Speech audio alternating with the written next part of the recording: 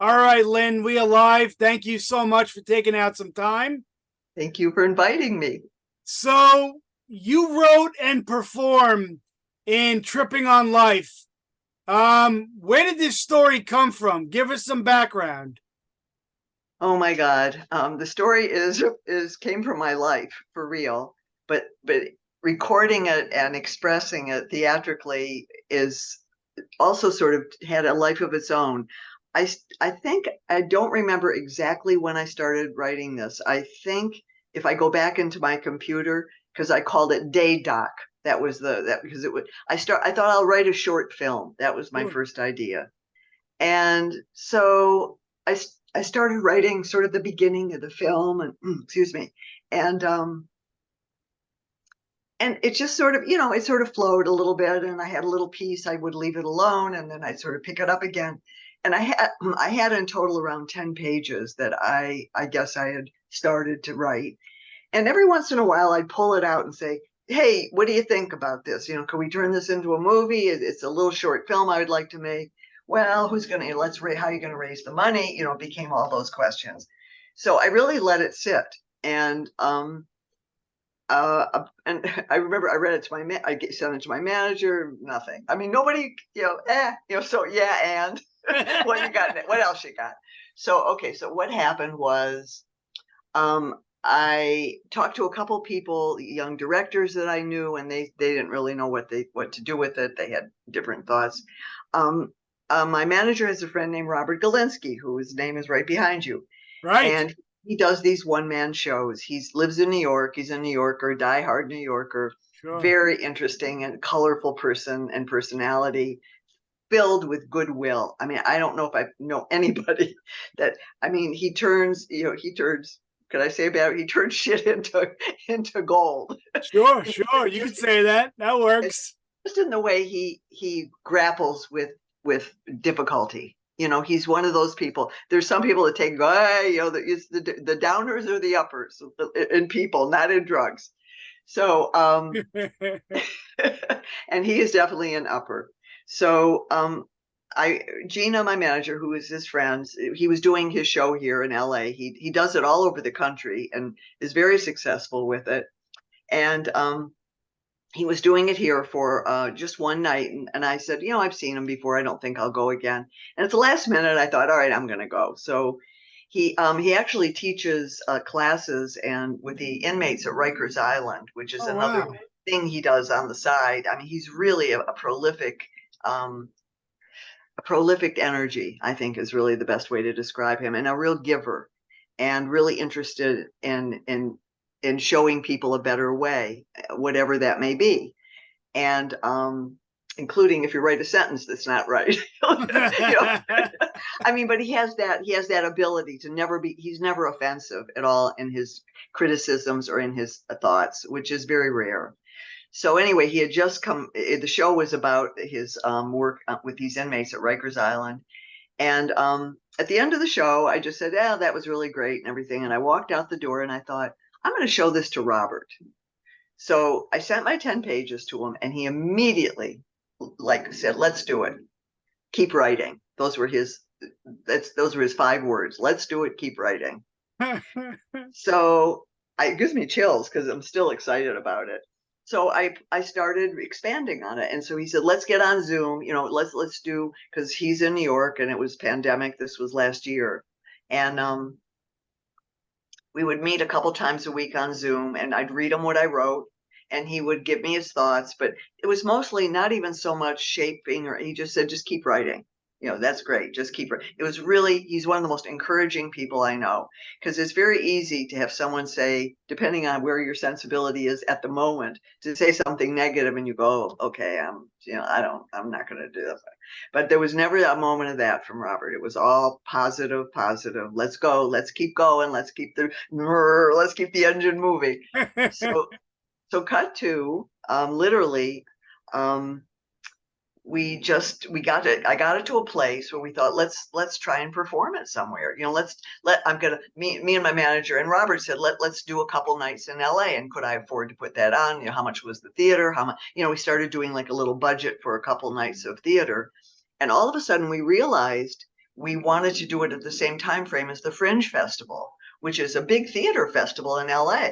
So it was like the Absolutely. perfect fit for that. It's an hour long. Hudson Theater, which is where Robert performed his work, was available for us to book for, like, we booked it for first time for 3 performances, for 4 performances. I think one was on a Tuesday, 2 on Saturday, and 1 on Sunday. That was what we got to book for the show. And it was wildly successful. I mean, people loved it. And we were sold out, we had sold out houses, and we thought, let's do it one more time in LA.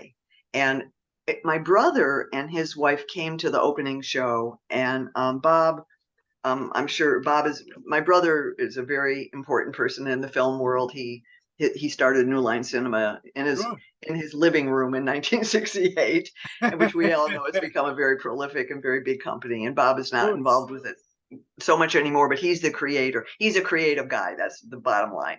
Right. So he came to, and he's a man of few words some of the time when he's not happy. So he came to the show.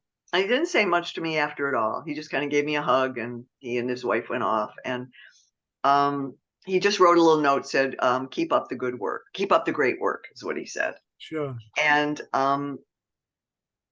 we got a lot of feels from people who said, it's an hour. You should do this. Would be a great off-Broadway show. This would be or a little off-Broadway show in New York. So I started thinking about that, and the bare bones of the production is very makes it very possible, because there's no set really per se. There's the only real elements are sound and light. I mean, I'm in my blue jeans and a t-shirt and sneakers, and there's no fancy schmancy. It's all simple. So we started kind of investigating that a little bit, and my brother just wrote me a little note, and he said, we should do this, and make me with the "we" in there. So, because I could not do this, but so we started to look into. Robert had a production crew sort of already set up because of his show. So he had a general manager and a publicist and a group of people. So long story. After this long story short, we decided, yeah, let's do it in New York. And then Theater Row, I didn't know anything about Theater Row, but it's the perfect place because it's a 99-seat house. It's the middle of town. It's not way on the east side somewhere, which also those are great theaters, and where I've performed. I lived in New York for 10 years and did only theater. So I've worked at all those little tiny theaters way off Broadway, and which are now big theaters, the Manhattan Theater Club, Playwrights Horizons, the Lincoln Center. That's where I worked, but they were much bigger potatoes now. So it's a long story short. We booked a theater, and we open on September 8th. I leave for New York this coming Monday. I'm terrified. I'm exhausted. I'm ecstatic. I have never ever in my whole life, I mean, not just career, done anything this enormous in terms of scope and what it is, what it could be. And if this is what it is, I'm not saying it's going to be anything more than these 5 weeks of shows, but even that, and it's my baby. Here it is. Wow. It's all mine. It's soon to be all yours. So we'll see. I'm very excited though. So that's the long version. Sure. No, I was gonna say, for you going from like comedy and horror movies, what's it like for you stepping out on this stage with this show, which is completely different than some of the things that you've done in the last few years? Yeah. It's very obviously it's very intimate, it's very personal, I'm very proud of the way I've expressed the story I'm wanting to tell. I think I'm a very good writer. I mean, without sounding like not an ego place, but I have an understanding of rhythm and words. That's sort of the way I think that's why whatever I've done that's been positive as an actor, it has that same. I'm able to use words whether they're someone else's but especially when they're mine, I feel I've written something that's very funny. I have a very rich sense of humor. I see life very ironically.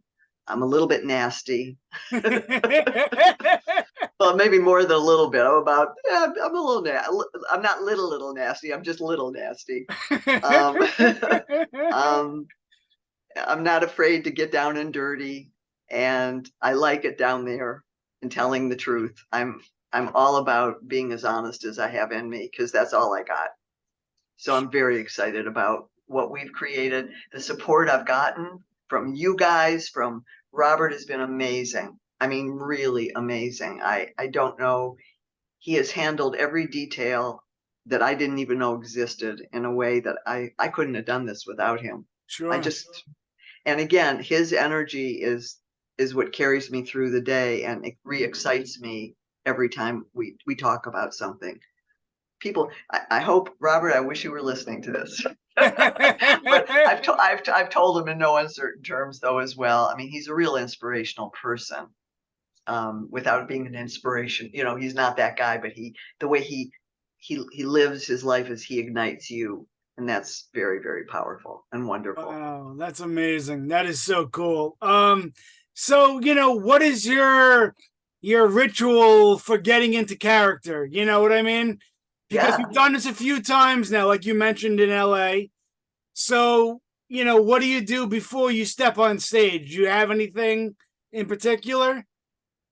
Yeah, I do. I'm very protective of my day, especially before theater. And even when I work in film, I mean, I have um, I never drink wine before I work. I mean, at night either. I mean, because if you have a glass of wine with dinner, it still affects something about I want to be my purest self. Sure. My goal is to always express my purest part of myself because that's why I'm an artist and an actor. And I've done yoga all my life, and that's a very powerful tool for me in particular. Nothing fancy, just plain old hatha yoga, couple three sun worships, some stretches, but it's all about breathing because Sure. we don't breathe. You know, No. when we're all very shallow breathers because life is too scary. You know, it's like, why would you want to breathe? Why would you want to breathe a lot when you go out here? Just breathe a little to get yourself down the street. So I make sure that I take in lots of good air and I let my mind. It's all those little meditation tricks that you don't have to do it by the book. I think everybody can find their own way of doing that. You know, it doesn't have to be the prescription. That gives you a template if you really want to look and see what that means. But it's really is, it's about, we're so cluttered. We are so cluttered with emotion and anger and frustration, and the world is just a mess right now. And if you talk about energy, it's in all of us, Sure. you know, and there's too much information. I mean, I'm all about getting the truth, but I mean, all this, you know, it's just hyperbolic. What's the right word? This hyped up sensationalism of bad things that are already bad, but they play them over. And, you know, if you're watching television, if you're out in the street, if you're listening to people, if you're online, we're exhausted from that. And Sure. as an artist, I really, really pray to find that spot again. It is very, to make me cry, where you're really expressing your your vision and your understanding of what life might be for you that can help somebody else learn more. I mean, it's really a community. Being an artist is a communicator. It's not all about me. It's not what I'm at least not for me. It isn't. My work in my life is about giving, Wow. and I think you know, it's interesting. I won't bring it up, but there is this character in the movie I play. I think that's why people love her so much. Is she's a giver. She never doesn't take anything. And so as an artist, before I know I have a performance, I really try and focus in on just where I'm really at. You know, it's that moment of, if I'm frustrated, if I'm sad, if I'm miserable, and really work with yourself a little bit.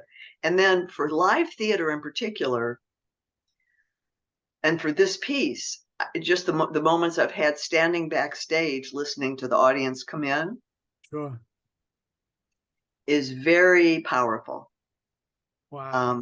because you hear it's that you hear that murmuring of positivity because people are coming because they want to be there Sure. because they're happy that night. Even if you had an argument at dinner, you're done now. You're going to watch a play with expectation, with no, with they have expectation with no expectations. You know, you hope it's going to be good, and Sure. so I try to really let that carry me into onto stage, and and and there's a probably from experience, there's a level of real comfort of being there, and it's the one time it maybe in your life you're allowed to just be there. I don't have to answer to somebody else. I know why I'm there. I know how I'm feeling, and I know what I'd like to say. It's a very comforting place that fills Wow. you with energy. That's amazing. That's amazing. And like you mentioned, the show runs, 75 minutes with no intermission, right? Right. Um, And you maybe know, less, a little less than a 75, I little think. less, yeah. So is that a challenge for you to be on that stage for that consistent amount of time with no break? I think it's an energy line of a journey with an energy line. It's like a dance, and it's an hour dance, and at my best, and I've only performed it literally only 5 times, so this is going to be a whole education for me in New Sure. York. I mean that show's going to change and grow. I mean Hmm. it's going to grow the more familiar I am with even everything I'm doing, and again the rhythm of what I'm doing and how it changes. My son Lee Landy has done the sound design and the music, and he did a beautiful job. Just simple. It's just simple highlights that sort of that again they inspire me. There's twofold. First of all, it's my son, so that Sure. immediately has an emotional impact for me. I know him very well, not as well as I should, but I know him pretty well.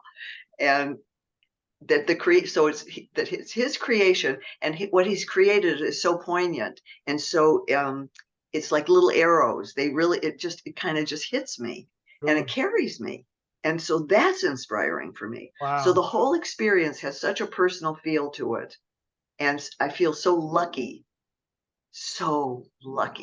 to be able to feel the way I'm feeling, and apparently make other people feel the way they feel, because the audiences have been, that's why we're doing it. I mean, they've really been moved by it, and moved not so much by an exterior thing. I think the show penetrates and and begins to toss their own feelings around about an event they had. So it reopens something in them, Wow. and it's powerful. I mean, That's it's amazing. powerful. And of course, I have to ask, after New York, is there any chance of taking this on the road? Because I should mention that the Dr. Phillips Theater in Orlando is a beautiful theater, and Thank you. they Honestly, I don't think so, but I no, never say never. I think um, this is not something I want to travel with. I mean, it's okay, something I want to put out into the universe in a way. I don't even think, I think the places we're doing it right now are exactly appropriate. And I would eventually like to see it turned into a film, which is what I thought to begin with. sure, It would take, of course, real expansion, but a lot of the writing could still be there. And I think it's a very visual and could be a very fun story to tell on film.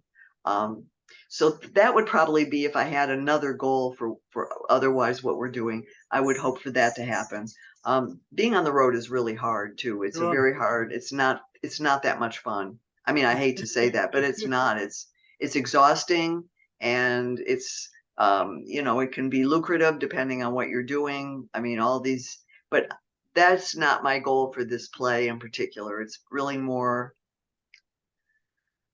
it's just not. Yeah, I think I'm not ready for that lifestyle either, and I don't want to Sure. give it to someone else to do. That's not my goal. And No, I know sure. you can. So I think let's just see where it goes. Let's see what's going to happen.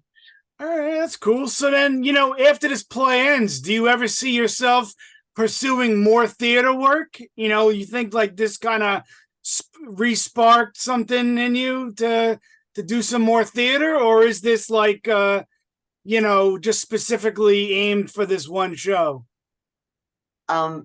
As I've learned in my life, I don't make a plan. I have no idea. I think this is it.